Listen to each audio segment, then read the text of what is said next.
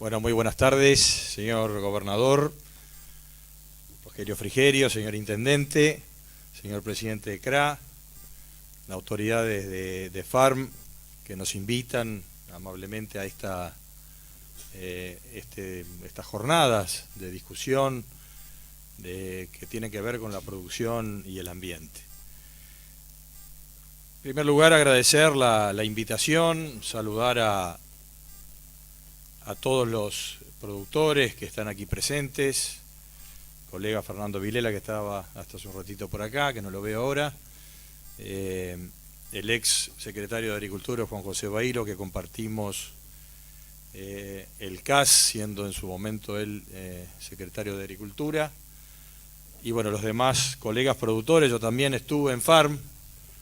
también cuando en mis tiempos de gremialismo, así que comprendo perfectamente el esfuerzo y la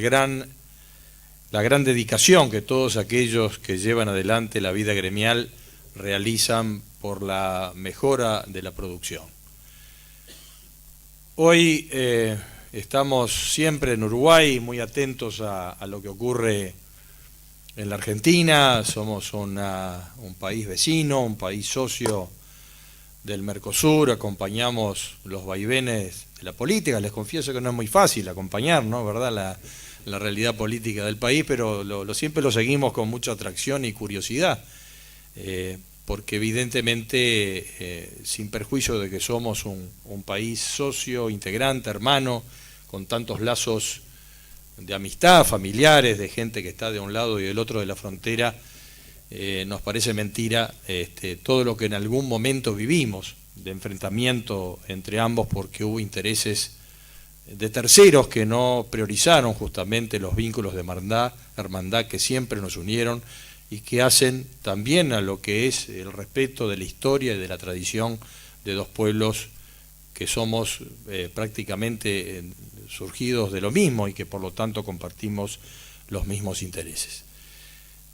Evidentemente que hay un cambio en la Argentina, que de alguna manera lo seguimos con atención y de alguna manera lo celebramos desde nuestro gobierno, los cambios que aquí se procesan, los cambios políticos, y ojalá que el camino del equilibrio económico se encuentre para el bienestar de la población. Sabemos que están en un momento de enorme desafío por la herencia recibida de la realidad económica anterior, de un proceso extenso que tanto efecto causó, y claramente el reconocimiento al productor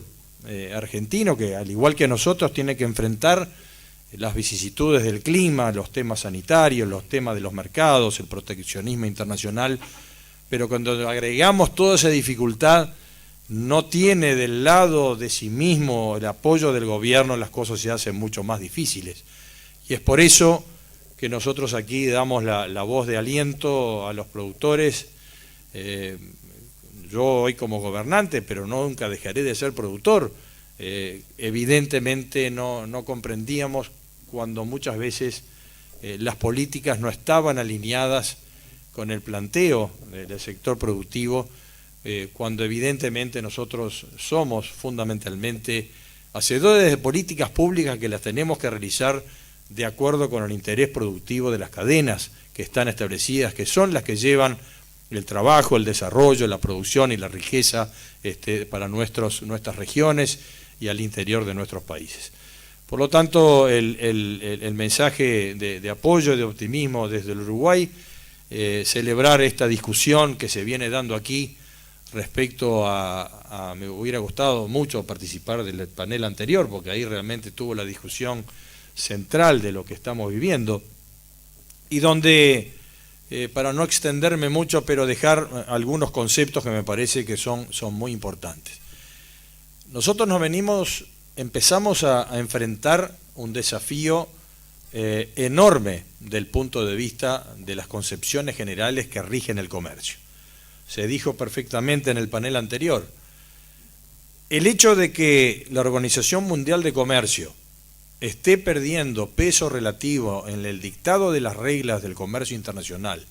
dándole lugar que los aspectos ambientales tomen buena parte de ese protagonismo, nos expone a un factor de enorme riesgo. ¿Y esto por qué? Porque el proteccionismo, como bien dijo el representante de Paraguay, no es un tema de hoy, es un tema de larga data. Pero claramente nosotros tuvimos algún momento donde el acuerdo de comercio y de tarifas, el antiguo GATT, recordemos que el GATT termina con el final de la ronda Uruguay en el Tratado de Marrakech, y estamos cumpliendo 30 años de ese evento. En aquel momento yo diría que fue de los últimos donde nuestra región pudo capitalizar un acuerdo de comercio importante que propendía a una mayor apertura. Pero a partir de los últimos 30 años, lo que hemos vivido es un constante crecimiento de la tendencia del proteccionismo internacional, que primero viene por las barreras no arancelarias, las barreras técnicas, las barreras sanitarias y fitosanitarias, que permanecen estando allí como barreras, y tenemos que permanentemente estar luchando, porque además de estas barreras sanitarias y fitosanitarias viene todo el aspecto de los límites máximos de residuos, de las moléculas que se pueden usar, que no se pueden usar, y eso todo, el aspecto de la edición génica versus el organismo genéticamente modificado, todos los tratados de biodiversidad, que son, son reglas que se van estableciendo, que van restringiendo nuestra potencialidad productiva y que tiene claramente un objetivo de tratar de trabar mucho más el comercio. Ahora, el problema cuando entran los temas ambientales, donde el protagonismo del OMC se pierde y empiezan las COPs y lo que son la Convención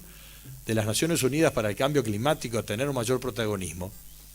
esas reglas no están definidas por la ciencia. Cuando peleábamos por los temas sanitarios y fitosanitarios, teníamos el respaldo de la ciencia que detrás debiera demostrar si esto era blanco o si esto era negro. Obviamente que había difusos y grises que se discutían, todavía lo siguen existiendo. Pero en el tema climático, nosotros somos tomadores de normas que establece el mundo central. No tenemos una ciencia que nos respalde respecto de las métricas, y es por eso que nosotros tenemos que ser mucho más unidos, tenemos que tener mucho más en un Mercosur que todos sabemos que tiene enormes falencias, pero que en el aspecto del Consejo Agropecuario del Sur, el Consejo de los Ministros, con el apoyo del IICA, con el Procisur, que son los organismos de investigación, con el REDPA, la red de oficinas de planificación y política, con lo que es el CBP, Consejo Veterinario Permanente, y el COSABE, esas cosas vienen funcionando en el Mercosur y las tenemos que potenciar, porque si nosotros nos desarrollamos a través de la institucionalidad un trabajo conjunto mucho más potente, nosotros debemos generar las propias métricas que podemos y debemos imponer en la discusión del concierto internacional, porque si no nosotros vamos a ser tomadores de reglas que están difusas, que no están comprobadas por la ciencia, y tendremos una traba al comercio mucho mayor de la que tenemos hoy, porque ojo, el primer partido lo vamos a jugar con Europa, pero habrá muchos otros partidos que vendrán detrás después de Europa, porque la tendencia proteccionista no es solo europea, es una tendencia mundial que está vigente y que nosotros todos tenemos que tratar de salvaguardar. Por eso es muy importante lo que hagamos en la negociación con Europa. Y yo estoy de acuerdo que tenemos que establecer reglas, tenemos que establecer propuestas. Como dijo el secretario de Bioeconomía, no podemos dejar de vender, pero tampoco tenemos que entregarnos a la primer cooperación que nos ofrezcan. Cuando fuimos a la Unión Europea le dijimos a los europeos, miren, ustedes si realmente están preocupados con el cambio climático, ustedes no están tomando una medida que parece ser de un alto nivel de hipocresía, porque en definitiva ellos pretenden generar medidas al comercio salvaguardando los recursos naturales de otros, cuando ellos ya han usufructuado de los propios durante muchas décadas y están en otra etapa de desarrollo y de crecimiento económico. Y pretenden, por otro lado, de que este tema con el due diligence significa más costo, significa más burocracia, significa más trámites, que inclusive son medidas y trabas que los propios europeos han reaccionado con las propias protestas de los productores, que evidentemente no tienen mucho que ver con el Tratado de Unión Europea-Mercosur, más allá de los franceses, que ya surge cualquier cosa y el culpable es el Mercosur, porque, bueno, evidentemente que los franceses tienen otra visión. Pero en realidad, el gran problema que tiene establecido Europa es que ellos no logran encontrar la ecuación para sus propios productores, porque ellos están muy ajustados con su presupuesto, no pueden seguir incrementando las ayudas internas, a pesar que todavía nos siguen ocasionando a nosotros importantes distorsiones al comercio. En la política agrícola común europea todavía maneja 387.000 millones de euros. Son 400.000 millones de dólares que anualmente vuelcan a las ayudas internas. Pero los propios productores europeos dicen, miren, no aguantamos más la burocracia,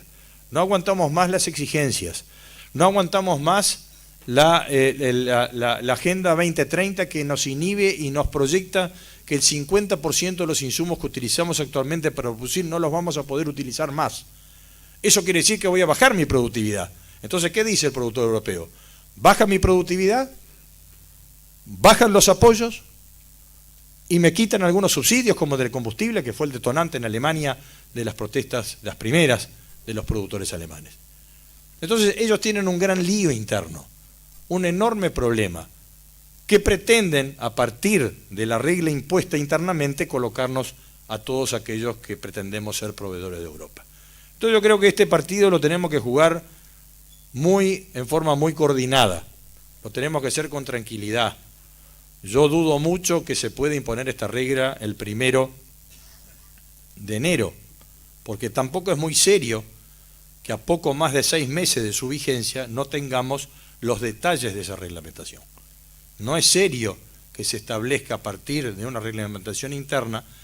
más allá de todo lo que se discutió, algo que todavía no conocemos su detalle y que no sabemos exactamente cómo reaccionar. Y el otro factor fundamental es que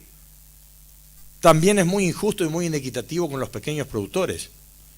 porque un gran productor eventualmente podrá pagar una auditoría, podrá pagar una certificación, pero el pequeño productor lo va a recibir en derrame en el precio, porque todo sale del mismo lado, por más que se diga que el responsable es el importador, va todo a transferirse el costo adicional al precio y evidentemente al final de la cadena está aquel productor que no sabe a quién se lo va a transferir. ¿Qué está haciendo el Uruguay? Para ser bien corto, nuestra estrategia evidentemente es construir sobre los bienes públicos. Nosotros queremos aliviarle la carga al productor, que no tenga un factor burocrático adicional, que no tenga costos adicionales. Obviamente el Uruguay tiene una posición de ventaja, porque el Uruguay comprobadamente no es un país,